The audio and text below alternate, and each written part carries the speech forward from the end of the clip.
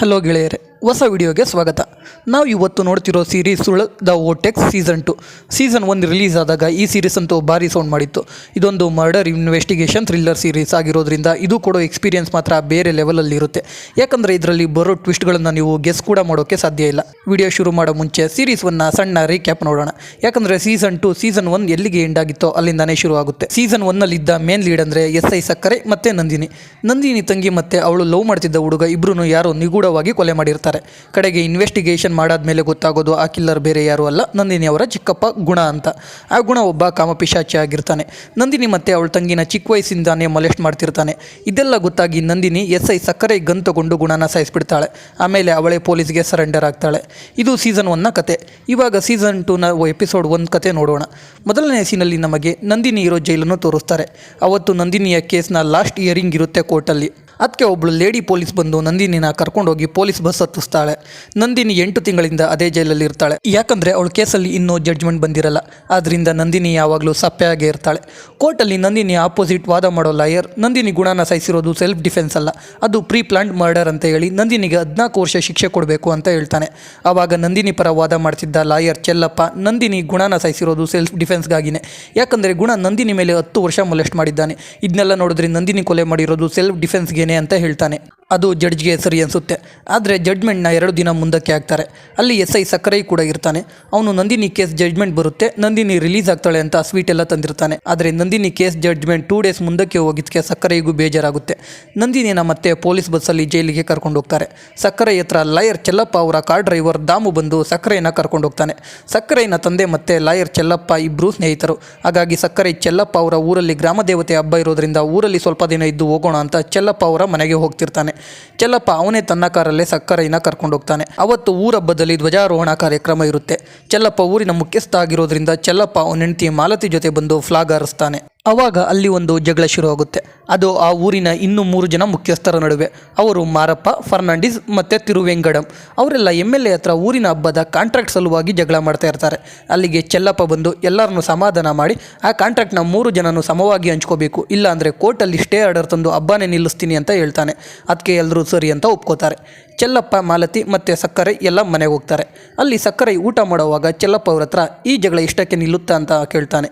ಅದಕ್ಕೆ ಚೆಲ್ಲಪ್ಪ ಇಲ್ಲ, ಆದರೆ ಇವಾಗ ನಿಂತಿದೆ ಅಷ್ಟೇ ಸಾಕು, ಮುಂದೆ ನೋಡ್ಕೊಳ್ಳೋಣ ಅಂತಾನೆ. ಆಮೇಲೆ ಚೆಲ್ಲಪ್ಪ ಅವ್ರಿಗೆ ಪ್ರೇಮವಾದ ಅನ್ನೋ ಲೇಡಿಯಿಂದ ಕಾಲ್ ಬರುತ್ತೆ. ಅದನ್ನ ರಿಸೀವ್ ಮಾಡಿಕೊಂಡು ಚೆಲ್ಲಪ್ಪ ಸೈಡ್ಗೆ ಹೋಗ್ತಾನೆ. ಈ ಕಡೆ ಮಾಲತಿ ಸಕ್ಕರೆ ಊಟ ಮಾಡ್ತಾ ಕೂತಿದ್ದಾಗ ಮಾಲತಿ ಮತ್ತು ಚೆಲ್ಲಪ್ಪ ಅವರ ಮಗ ಸುಂದರ್ ಬರ್ತಾನೆ. ಸುಂದರ್ ಅಲ್ಲಿನ 4 ಡಿಸ್ಟ್ರಿಕ್ಟ್ ಅಲ್ಲಿರೋ ಲೈಟ್ ಹೌಸ್ಗೆ ಸೂಪರ್ವೈಸರ್ ಆಗಿ ಕೆಲಸ ಮಾಡ್ತಿರ್ತಾನೆ. ಸುಂದರ್ ಮತ್ತು ಚೆಲ್ಲಪ್ಪ ಅಷ್ಟಾಗಿ ಮಾತಾಡ್ತಾ ಇರಲ್ಲ.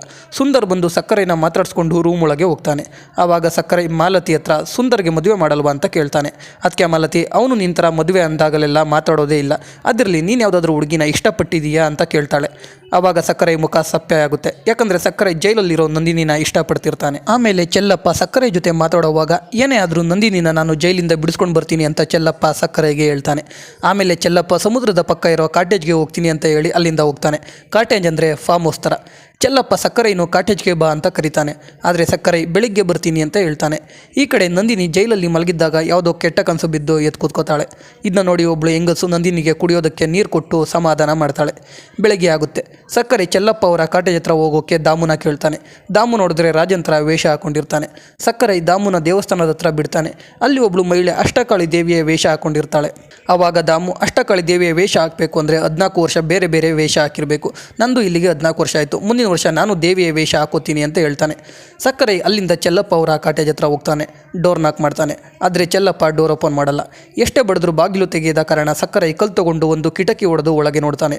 ನೋಡಿದ್ರೆ ಚೆಲ್ಲಪ್ಪ ಅವರು ಸತ್ತು ಬಿದ್ದಿದ್ದಾರೆ. ಗೋಡೆ ಮೇಲೆಲ್ಲ ರಕ್ತ ಇರುತ್ತೆ. ಇದನ್ನ ನೋಡಿ ಸಕ್ಕರೆ ಒಂದೇ ಸಲ ಶಾಕ್ ಆಗ್ತಾನೆ.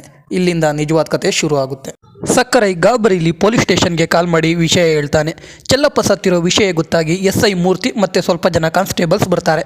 ಎಲ್ಲ ಸೇರಿ ಬಾಗಿಲು ಹೊಡೆದು ಒಳಗೆ ಹೋಗ್ತಾರೆ. SI ಮೂರ್ತಿ ಅದನ್ನ ಸೂಸೈಡ್ ಅಂತ ಹೇಳ್ತಾನೆ. ಯಾಕೆ ಅಂದರೆ ಕಾಟೇಜ್ ಒಳಗೆ ಹೋಗೋ ಎಲ್ಲ ಬಾಗಿಲು ಒಳಗಿಂದ ಲಾಕ್ ಆಗಿರುತ್ತೆ.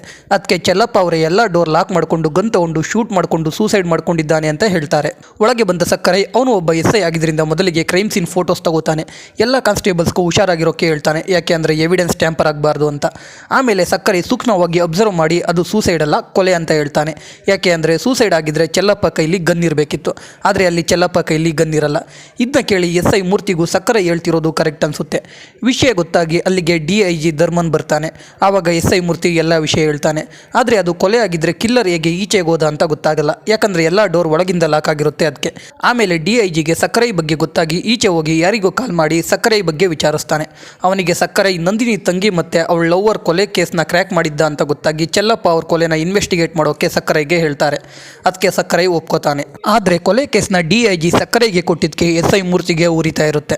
ಅದಕ್ಕೆ DIG SI ಮೂರ್ತಿಗೆ ಇದು ಕಾಂಪ್ಲಿಕೇಟ್ ಆಗಿರೋ ಕೇಸ್, ನೀನು ಸಾಲ್ವ್ ಮಾಡಲಿಲ್ಲ ಅಂದರೆ ನಮ್ಮ ಮರ್ಯಾದೆನೇ ಹೋಗೋದು ಅಂತ ಸಮಾಧಾನ ಮಾಡಿ ಸಕ್ಕರೆ ಮತ್ತು ಮೂರ್ತಿ ಇಬ್ಬರು ಒಟ್ಟಿಗೆ ಸೇರಿ ಇನ್ವೆಸ್ಟಿಗೇಟ್ ಮಾಡೋಕೆ ಹೇಳ್ತಾನೆ. ಮತ್ತೆ ಕೊಲೆ ಆಗಿರೋದು ಕಾನ್ಫಿಡೆನ್ಷಿಯಲ್ ಆಗಿರಬೇಕು ಅಂತ ಹೇಳಿ ಅಲ್ಲಿಂದ ಹೋಗ್ತಾನೆ. DIG ಹೋಗಿ ಊರಿನ ಮುಖ್ಯಸ್ಥರಾಗಿದ್ದ ಮಾರಪ್ಪ, ಫರ್ನಾಂಡಿಸ್ ಮತ್ತೆ ತಿರುವೆಂಗಡಂ ಮತ್ತೆ ದೇವಸ್ಥಾನದ ಅರ್ಚಕರಿಗೆ ಈ ವಿಷಯ ಹೇಳಿ ಹಬ್ಬ ನಡೆಸೋದು ಅಥವಾ ಹಬ್ಬನ ನಿಲ್ಲಿಸೋದು ಅಂತ ಕೇಳ್ತಾನೆ. ಅದಕ್ಕೆ ಚೆಲ್ಲಪ್ಪನ ಕಂಡ್ರೆ ಆಗದೇ ಇದ್ದ ತಿರುವೆಂಗಡಂ ಮತ್ತು ಮಾರಪ್ಪ ಹಬ್ಬನ ಮಾಡೋಣ, ಇಲ್ಲ ದುಡ್ಡು ವೇಸ್ಟ್ ಆಗುತ್ತೆ, ಆಲ್ರೆಡಿ ತುಂಬ ದುಡ್ಡು ಖರ್ಚು ಮಾಡಿದ್ದೀವಿ ಅಂತ ಹೇಳ್ತಾರೆ. ಆದರೆ ಚೆಲ್ಲಪ್ಪ ಕಡೆ ಇದ್ದ ಫರ್ನಾಂಡಿಸ್, ಚೆಲ್ಲಪ್ಪ ಅವರು ಊರಿನ ಮುಖ್ಯಸ್ಥರು, ತುಂಬ ಒಳ್ಳೆ ಕೆಲಸ ಮಾಡಿದ್ದಾರೆ, ಅವ್ರು ಸತ್ತಿರೋದಕ್ಕೆ ಹಬ್ಬ ಮಾಡೋದು ಬೇಡ ಅಂತ ಹೇಳ್ತಾನೆ. ಕಡೆಗೆ ಎಲ್ಲರೂ ಅರ್ಚಕರನ್ನು ಕೇಳ್ತಾರೆ. ಅವರು ಹಬ್ಬಕ್ಕೆ ನಾವು ಹಾಕೊಂಡಿರೋ ಮಾಲೆ ತೆಗೆದ್ರೆ ಹಬ್ಬ ಮಾಡೋ ಆಗಿಲ್ಲ, ಚೆಲ್ಲಪ್ಪ ಅವರ ಶವನ ಬೇರೆ ಬೀದಿಲಿ ತಗೊಂಡೋದ್ರೆ ಹಬ್ಬಕ್ಕೆ ಏನು ತೊಂದರೆ ಆಗಲ್ಲ ಅಂತಾನೆ. ಅದಕ್ಕೆ ಎಲ್ಲರೂ ಒಪ್ಕೊಂಡು ಹಬ್ಬನ ಮುಂದುವರಿಸೋಣ ಅಂತ ತೀರ್ಮಾನ ಮಾಡ್ಕೋತಾರೆ. ಚೆಲ್ಲಪ್ಪ ಸತ್ತಿರೋ ವಿಷಯ ಅವನ ಹೆಂಡತಿ ಮಗನಿಗೆ ಗೊತ್ತಾಗಿ ಮಾಲತಿ ಮತ್ತು ಸುಂದರ್ ಕಾಟೇಜ್ ಹತ್ರ ಬರ್ತಾರೆ. ಅಷ್ಟರಲ್ಲಿ ಅಲ್ಲಿಗೆ ಫಾರೆನ್ಸಿಕ್ ಅವರು ಬಂದಿದ್ರಿಂದ ಫಾರೆನ್ಸಿಕ್ ಅವರ ಕೆಲಸ ಮುಗಿಯೋವರೆಗೂ ಯಾರು ಒಳಗೆ ಹೋಗೋ ಆಗಿರಲ್ಲ. ಆದರೂ ಮಾಲತಿ ಒಳಗೆ ಹೋಗಿ ಜೋರಾಗಿ ಅಳೋಕೆ ಶುರು ಮಾಡ್ತಾಳೆ. ಸಕ್ಕರೆ ಹೇಗೋ ಮಾಲತಿನ ಸಮಾಧಾನ ಮಾಡಿ ಸುಂದರ್ ಜೊತೆ ಮಾಲತಿನ ಮನೆ ಕಳಿಸಿ ಒಳಗಡೆ ಬರ್ತಾನೆ. ಒಳಗಡೆ ಬಂದಾಗ ಅವನಿಗೆ ಮನೆಯಲ್ಲಿ ಯಾರೋ ಇದ್ದಾರೆ ಅನಿಸುತ್ತೆ. ಅಲ್ಲೇ ಇದ್ದ ಒಂದು ಕಬೋರ್ಡ್ ಡೋರ್ನ ಓಪನ್ ಮಾಡ್ತಾನೆ. ನೋಡಿದ್ರೆ ಒಂದು ಹುಡುಗಿ ಗನ್ ಹಿಡ್ಕೊಂಡು ಕೂತಿರ್ತಾಳೆ. ಡೋರ್ ಓಪನ್ ಮಾಡಿದ ತಕ್ಷಣ ಆ ಹುಡುಗಿ ಗಾಬರಿಲಿ ಗನ್ನ ಸಕ್ಕರೆ ಕಡೆ ಪಾಯಿಂಟ್ ಮಾಡಿದಾಳೆ. ಇಲ್ಲಿಗೆ ಎಪಿಸೋಡ್ 1 ಮುಗಿಯುತ್ತೆ. ಎಪಿಸೋಡ್ 2 ಶುರು ಮಾಡೋ ಮುಂಚೆ ವಿಡಿಯೋಗೆ ಒಂದು ಲೈಕ್ ಮಾಡಿ ಸಬ್ಸ್ಕ್ರೈಬ್ ಆಗೋದನ್ನ ಮರಿಬೇಡಿ. ಬನ್ನಿ ಎಪಿಸೋಡ್ 2 ಶುರು ಮಾಡೋಣ. ಎಪಿಸೋಡ್ 2 ಮೊದಲ ಸೀನಲ್ಲಿ ಫಾರೆನ್ಸಿಕ್ ಅಧಿಕಾರಿ ಅಮರ್ ಸಕ್ಕರೆ ಹತ್ರ ಬಂದು, ಸರ್ ಕೊಲೆ ಮಾಡಿರೋ ಹುಡುಗಿ ಗನ್ ಜೊತೆ ಸಿಕ್ಕಿದ್ದಾಳೆ, ಹಾಗಿದ್ರೆ ಕೇಸ್ ಕ್ಲೋಸ್ ಆದಾಗೇನೆ ಅಲ್ವಾ ಅಂತ ಕೇಳ್ತಾನೆ. ಅದಕ್ಕೆ ಸಕ್ಕರೆ, ಇಲ್ಲ, ಆ ಹುಡುಗಿ ಕಬೋರ್ಡ್ ಒಳಗೆ ಗನ್ ಹಿಡ್ಕೊಂಡು ಕೂತಿದ್ಲು, ಆದರೆ ಕಬೋರ್ಡ್ ಈಚೆಯಿಂದ ಲಾಕ್ ಆಗಿತ್ತು, ಹಾಗಂದ್ರೆ ಆ ಹುಡುಗಿ ಒಬ್ಬಳೇ ಸೇರಿಕೊಂಡು ಕೊಲೆ ಮಾಡಿಲ್ಲ, ಆ ಹುಡುಗಿ ಜೊತೆ ಇನ್ನೊಬ್ರು ಯಾರೋ ಸೇರಿಕೊಂಡು ಕೊಲೆ ಮಾಡಿದ್ದಾರೆ ಅಂತ ಹೇಳ್ತಾನೆ. ಆಮೇಲೆ ಸಕ್ಕರೆ ಸ್ಟೇಷನ್ಗೆ ಹೋಗಿ ಆ ಹುಡುಗಿನ ಯಾರು ನೀನು, ಯಾಕೆ ಕೊಲೆ ಮಾಡಿದೆ, ಚೆಲ್ಲಪ್ಪ ಅವ್ರಿಗೂ ನಿಂಗೂ ಏನು ಸಂಬಂಧ ಅಂತ ಕೇಳ್ತಾನೆ. ಆದರೆ ಆ ಹುಡುಗಿ ಬಾಯಿನೇ ಬಿಡಲ್ಲ. SI ಮೂರ್ತಿ ಆ ಹುಡುಗಿಗೆ ಎದುರಿಸೋಕೆ ಟ್ರೈ ಮಾಡ್ತಾನೆ, ಆದರೂ ಆ ಹುಡುಗಿ ಏನೂ ಮಾತಾಡಲ್ಲ. ಅದಕ್ಕೆ SI ಮೂರ್ತಿ ಸಕ್ಕರೆಗೆ ಹೇಗಿದ್ರು ಹುಡುಗಿ ಸಿಕ್ಕಿದ್ದಾಳೆ ಅಲ್ವಾ, ಅವಳ ಮೇಲೆ ಕೇಸ್ ಹಾಕಿ ಕೇಸ್ ಕ್ಲೋಸ್ ಮಾಡೋಣ ಅಂತ ಹೇಳ್ತಾನೆ. ಆದರೆ ಸಕ್ಕರೆಗೆ ಆ ಹುಡುಗಿ ಜೊತೆ ಯಾರಿದ್ದಾರೆ, ಆ ಹುಡುಗಿ ಕೊಲೆ ಮಾಡೋಕ್ಕೆ ಮೋಟಿವ್ ಏನು, ಆ ಹುಡುಗಿ ಯಾರು ಅಂತ ತಿಳ್ಕೊಬೇಕು ಅಂತ ಅನ್ಕೋತಾನೆ. ಆದರೆ ಆ ಹುಡುಗಿ ಬಗ್ಗೆ ಯಾರಿಗೂ ಏನೂ ಗೊತ್ತಿಲ್ಲ. ಅದು ಅಲ್ಲದೆ ಆ ಊರಲ್ಲಿ ಹಬ್ಬ, ಬೇರೆ ಊರುಗಳಿಂದ ಲಕ್ಷಾಂತರ ಜನ ಬಂದಿರ್ತಾರೆ.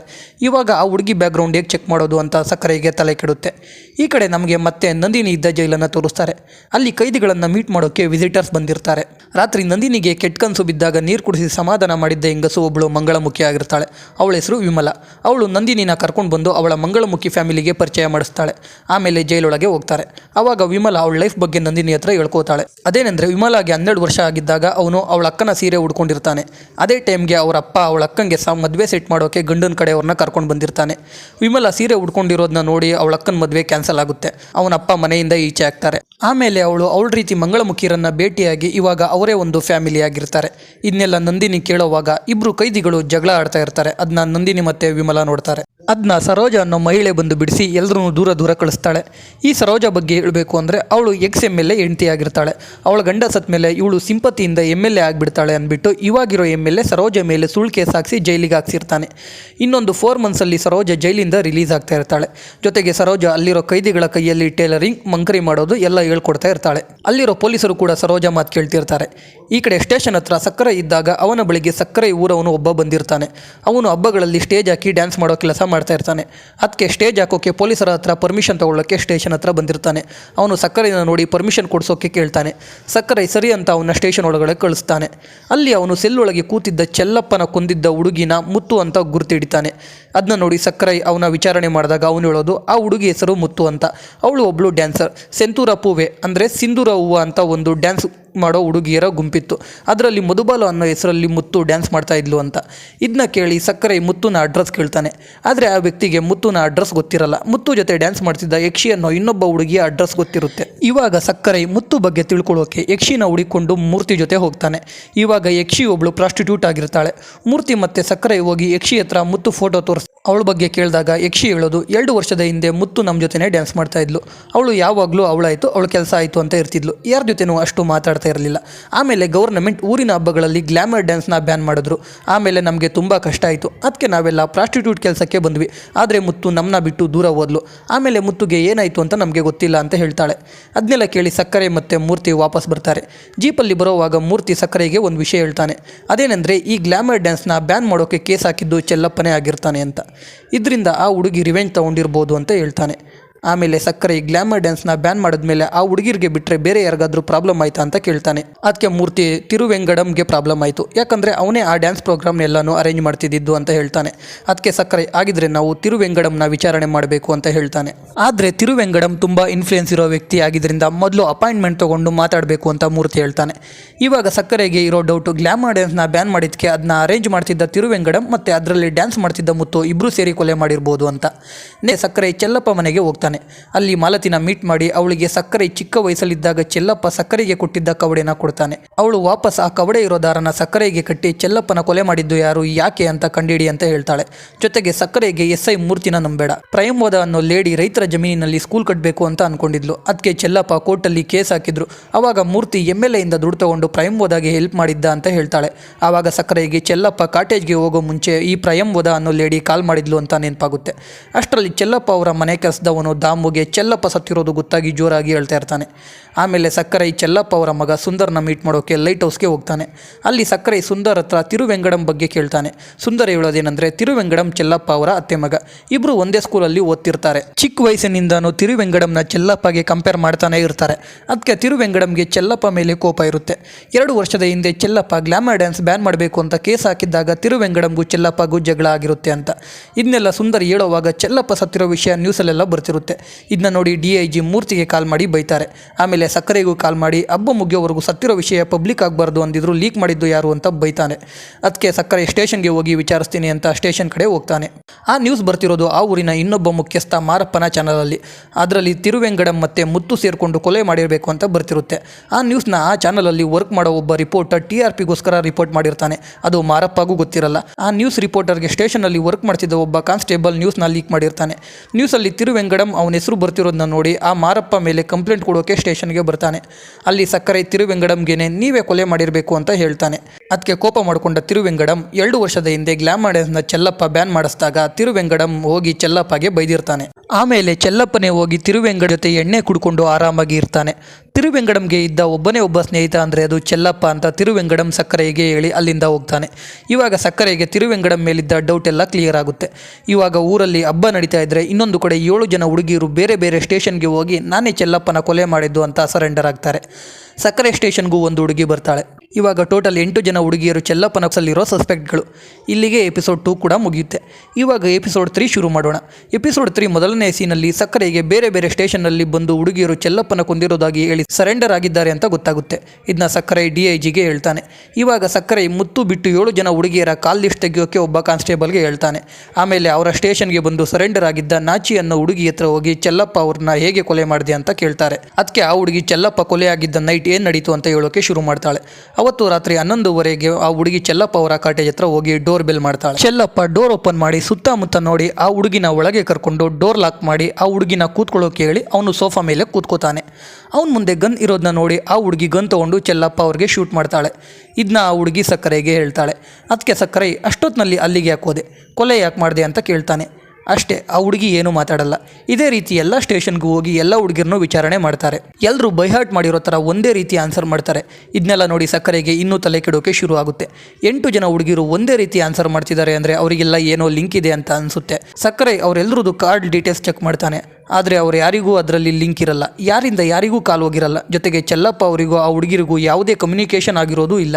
ಇದನ್ನೆಲ್ಲ ನೋಡಿ ಸಕ್ಕರೆಗೆ ಅನ್ಸೋದು 8 ಜನನೂ ಸೇರಿ ಕೊಲೆ ಮಾಡಿದ್ದಾರೆ. ಆದರೆ ಯಾವಾಗ ಮುತ್ತು ಪೊಲೀಸ್ ಕೈಲಿ ಸಿಕ್ಕಾಕೊಂಡ್ಲು ಆವಾಗ ಇವರು 7 ಜನ ಪ್ಲಾನ್ ಮಾಡಿ ಇನ್ವೆಸ್ಟಿಗೇಷನ್ ಆದಿ ತಪ್ಪಿಸೋಕೆ ಎಲ್ಲರೂ ಸರೆಂಡರ್ ಆಗಿ ತಾವೇ ಕೊಲೆ ಮಾಡಿರೋದು ಅಂತ ಹೇಳ್ತಿದ್ದಾರೆ ಅಂತ. ಇವಾಗ ಈ ಕಡೆ ನಂದಿನಿ ಇದ್ದ ಜೈಲನ್ನು ತೋರಿಸ್ತಾರೆ. ಅಲ್ಲಿ ಮರಿಯಮ್ ಅನ್ನೋ ಲೇಡಿಗೆ ಒಂದು ಹೆಣ್ಮಗು ಇರುತ್ತೆ. ಆ ಹುಡುಗಿಗೆ 6 ವರ್ಷ ಆದಮೇಲೆ ಆ ಹುಡುಗಿನ ಜೈಲಿಂದ ಕಳಿಸ್ತಾರೆ. ಆದರೆ ಈಚೆ ಆ ಹುಡುಗಿಗೆ ಯಾರೂ ಇರಲ್ಲ. ಇದನ್ನೆಲ್ಲ ತಿಳ್ಕೊಂಡ ಸರೋಜ ನಾನು ಈಚೆ ಹೋದ್ಮೇಲೆ ಆ ಹುಡುಗಿನ ನಾನೇ ನೋಡ್ಕೋತೀನಿ ಅಂತ ಮರಿಯಮ್ಗೆ ಮಾತು ಕೊಡ್ತಾಳೆ. ಆಮೇಲೆ ಅಲ್ಲಿಂದ ವಿಮಲಾ ಮತ್ತು ನಂದಿನಿ ಕಿಚನ್ಗೆ ಹೋಗ್ತಾರೆ. ಅಲ್ಲಿ ನಮಗೆ ಗೊತ್ತಾಗೋದು ವಿಮಲಾ ಈಚೆ ಇದ್ದಾಗ ಬಿರಿಯಾನಿ ಹೋಟೆಲ್ ಇಟ್ಟಿದ್ಲು, ಆದರೆ ಅದು ಮಂಗಳಮುಖಿ ಹೋಟೆಲ್ ಅಂತ ಯಾರೂ ಹೋಗ್ತಿರಲಿಲ್ಲ ಅಂತ. ಅಷ್ಟರಲ್ಲಿ ನಂದಿನಿನ ಕಾನ್ಸ್ಟೇಬಲ್ ವಾರ್ಡನ್ ಹತ್ರ ಕರ್ಕೊಂಡು ಹೋಗ್ತಾರೆ. ವಾರ್ಡನ್ ನಂದಿನಿಗೆ ಚೆಲ್ಲಪ್ಪ ಕೊಲೆಯಾಗಿದೆ ಅಂತ ಹೇಳ್ತಾರೆ. ಅದನ್ನ ಕೇಳಿ ನಂದಿನಿಗೆ ಶಾಕ್ ಆಗುತ್ತೆ. ಆಮೇಲೆ ಜಡ್ಜ್ ವಿಡಿಯೋ ಕಾಲ್ ಮಾಡಿ ನಂದಿನಿಗೆ ಅವಳ ಕೇಸ್ನ ಹ್ಯಾಂಡಲ್ ಮಾಡ್ತಿದ್ದ ಲಾಯರ್ ಮರ್ಡರ್ ಆಗಿರೋದ್ರಿಂದ ನಂದಿನಿ ಕೇಸ್ಗೆ ಜಡ್ಜ್ಮೆಂಟ್ ಕೊಡೋಕ್ಕೆ ಆಗಲ್ಲ, ಮತ್ತೆ ರೀಟ್ರಯಲ್ ಮಾಡಬೇಕು, ಅಂದರೆ ಬೇರೆ ಲಾಯರ್ನ ಅಪಾಯಿಂಟ್ ಮಾಡಿ ಕೇಸ್ನ ಮೊದಲಿಂದ ಹಿಯರಿಂಗ್ ಮಾಡಬೇಕು ಅಂತ ಹೇಳ್ತಾರೆ. ಇದನ್ನ ಕೇಳಿ ನಂದಿನಿಗೆ ತುಂಬ ಬೇಜಾರಾಗುತ್ತೆ. ಯಾಕಂದರೆ ಇನ್ನು 2 ಡೇಸಲ್ಲಿ ಜಡ್ಜ್ಮೆಂಟ್ ಬರುತ್ತೆ, ಈಚೆ ಹೋಗ್ಬೋದು ಅಂತ ನಂದಿನಿ ಅಂದ್ಕೊಂಡಿದ್ಲು. ಆದರೆ ಇವಾಗ ಈಗಾಯಿತು ಅಂತ. ಅವತ್ತಿನ ದಿನ ಸಂಜೆ 6 ಗಂಟೆ ಆಗಿದ್ದರಿಂದ ಹುಡುಗಿರ್ನೆಲ್ಲ ಸ್ಟೇಷನಿಂದ ವುಮೆನ್ಸ್ ಪ್ರಿಸನ್ಗೆ ಶಿಫ್ಟ್ ಮಾಡಬೇಕಿರುತ್ತೆ. ಅದು ನಂದಿನಿ ಇರೋ ಜೈಲಿಗೆ ಶಿಫ್ಟ್ ಮಾಡ್ತಾರೆ. ಅಲ್ಲಿ ಆ 8 ಜನ ಹುಡುಗಿಯರ ಬಟ್ಟೆ ಎಲ್ಲ ಬಿಚ್ಚಿಸಿ ಅವ್ರನ್ನ ಚೆಕ್ ಮಾಡಿ ಜೈಲಿನ ಒಳಗೆ ಬಿಡ್ತಾರೆ. ಅಲ್ಲಿಗೆ ಬಂದಿದ್ದ ಸಕ್ಕರೆ ಪರ್ಮಿಷನ್ ತಗೊಂಡು ನಂದಿನಿನ ಭೇಟಿಯಾಗ್ತಾನೆ. ಅವನು ನಂದಿನಿಗೆ ಕೇಸ್ನ ಎಲ್ಲ ವಿಷಯ ಹೇಳಿ ಆ ಹುಡುಗಿರು ನಮಗೆ ಯಾಕೆ ಚೆಲ್ಲಪ್ಪನ ಕೊಲೆ ಮಾಡಿದ್ರು ಅಂತ ಹೇಳ್ತಾ ಇಲ್ಲ, ನೀನು ಹೇಗಾದರೂ ಮಾಡಿ ಅವ್ರ ಬಾಯಿ ಬಿಡಿಸು, ಅದಕ್ಕೆ ಅವ್ರನ್ನೆಲ್ಲ ನೀನಿರೋ ಬ್ಲಾಕ್ಗೆ ಹಾಕ್ಸಿದ್ದೀನಿ ಅಂತ ಹೇಳಿ ನಂದಿನಿಗೆ ಸ್ವೀಟ್ ಕೊಡ್ತಾನೆ. ನಂದಿನಿ ಸರಿ ಅಂತ ಒಪ್ಕೋತಾಳೆ. ಅಲ್ಲಿ ಎಲ್ಲರೂ ಆ ಹುಡುಗಿರಿಗೆ ಬೈತಿರ್ತಾರೆ, ರೇಗಿಸ್ತಾ ಇರ್ತಾರೆ. ನಂದಿನಿ ಅದನ್ನೆಲ್ಲ ತಡಿತಾ ಇರ್ತಾಳೆ. ಆ ದಿನ ರಾತ್ರಿ ಇಬ್ಬರು ಹುಡುಗಿರನ್ನ ನಂದಿನಿ ಇರೋ ಸೆಲ್ಗೆ ಹಾಕ್ತಾರೆ. ಅಲ್ಲಿ ರಾತ್ರಿ ಎಲ್ಲರೂ ಮಲಗಿದ್ದಾಗ ಒಂದು ಹುಡುಗಿಗೆ ಪಿಡ್ಸ್ ಬಂದು ಒದ್ದಾಡೋಕೆ ಶುರು ಮಾಡ್ತಾಳೆ. ನಂದಿನಿ ಆ ಹುಡುಗಿಗೆ ಕಬ್ನ ಕೊಟ್ಟು ಡಾಕ್ಟರ್ ಜೊತೆ ಈಚೆ ಕಳಿಸ್ತಾಳೆ. ಅದನ್ನ ಇನ್ನೊಂದು ಹುಡುಗಿ ನೋಡ್ತಿರ್ತಾಳೆ, ಆದರೆ ಏನೂ ರಿಯಾಕ್ಟ್ ಮಾಡಲ್ಲ. 8 ಜನನು ಒಬ್ರಿಗೆ ಒಬ್ರು ಗೊತ್ತಿಲ್ವೇನೋ ಅನ್ನೋ ರೀತಿಯೇ ಇರ್ತಾರೆ ಜೈಲಲ್ಲಿ. ಈ ಕಡೆ ಸಕ್ಕರೆ ದಾಮುನ ಕರ್ಕೊಂಡೋಗಿ ಸುಂದರ್ನ ಕರ್ಕೊಂಡೋಗಿ ಚೆಲ್ಲಪ್ಪ ಅವರ ಅಂತ್ಯ ಸಂಸ್ಕಾರ ಮಾಡಿ ಮುಗಿಸ್ತಾನೆ. ಇಲ್ಲಿಗೆ ಎಪಿಸೋಡ್ 3 ಕೂಡ ಮುಗಿಯುತ್ತೆ. ಸೀರೀಸ್ ಹೋಗ್ತಾ ಹೋಗ್ತಾ ತುಂಬ ಇಂಟ್ರೆಸ್ಟ್ ಆಗ್ತಿದೆ. ಈ ಸೀರೀಸಲ್ಲಿ ಟೋಟಲ್ 8 ಎಪಿಸೋಡ್ ಇದ್ದು ಇವಾಗ 3 ಎಪಿಸೋಡ್ ಮುಗಿದಿದೆ. ಮುಂದಿನ 5 ಎಪಿಸೋಡ್ಗಳು ನೆಕ್ಸ್ಟ್ ಬರೋ ವೀಡಿಯೋಸಲ್ಲಿ ಎಕ್ಸ್ಪ್ಲೇನ್ ಮಾಡ್ತೀವಿ. ಸೊ ಆ ವಿಡಿಯೋಗಳನ್ನ ಮಿಸ್ ಮಾಡ್ಕೋಬಾರ್ದು ಅಂದರೆ ಸಬ್ಸ್ಕ್ರೈಬ್ ಮಾಡಿ, ನೋಟಿಫಿಕೇಷನ್ ಆನ್ ಮಾಡ್ಕೊಳ್ಳಿ. ಅದರಿಂದ ನಾವು ವಿಡಿಯೋ ಅಪ್ಲೋಡ್ ಮಾಡಿದ ತಕ್ಷಣ ನಿಮಗೆ ನೋಟಿಫಿಕೇಷನ್ ಬರುತ್ತೆ. ಎಕ್ಸ್ಪ್ಲನೇಷನ್ ಇಷ್ಟ ಆಗಿದ್ರೆ ಲೈಕ್ ಮಾಡೋದನ್ನ ಮಾತ್ರ ಮರಿಬೇಡಿ. ಮತ್ತೆ ಸಿಗೋಣ. ಜೈ ಕರ್ನಾಟಕ.